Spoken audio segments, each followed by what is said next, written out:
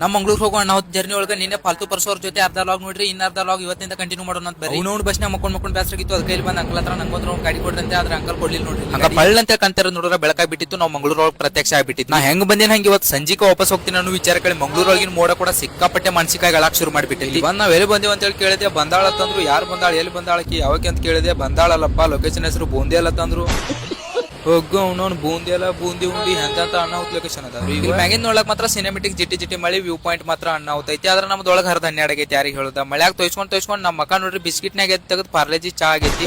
ಅವ್ನವ್ನ ಇಲ್ಲಿ ಲೊಕೇಶನ್ ಮತ್ ಚಿಟಿ ಮಳಿ ಸಿನಿಮೆಟಿಕ್ ಲುಕ್ ಮಾತ್ರ ಅಣ್ಣ ಹೋಗ್ತೈತಿ ಆದ್ರೆ ನಮ್ದೊಳಗ ಹರ್ದ ಹನ್ನೆರಡಾಗೈತಿ ಅಲ್ರಿ ಯಾರಿಗೆ ಹೇಳುದ ಅದಕ್ಕೆ ಪದ್ದಶ್ರೀ ಜಾಗ ಮಾಡಿ ಫ್ರೆಶ್ ಆಗಿ ಬಂದಿನಿ ಎಕ್ಸಾಮ್ ಚಿಂತೆ ಬಿಟ್ಟು ಊರ್ ಹೊರಗಿಂದ ಎಲ್ಲಾ ಚಿಂತೆ ಮಾಡತ್ತೀನಿ ಯಾಕಂದ್ರೆ ಲಾಸ್ಟ್ ವಿಡಿಯೋ ಒಳಗ ನೋಡ್ರಿ ಅಲ್ರಿ ನಮ್ ಡಿಗ್ರಿ ಎಕ್ಸಾಮ್ ಯಾವ ಎಕ್ಸಾಮ್ ಬರ್ದಿನಿ ಅನ್ನೋದು ಇನ್ನಾದ್ರೂ ಗೊತ್ತಾಗಲ್ತ್ರಿ ಅದ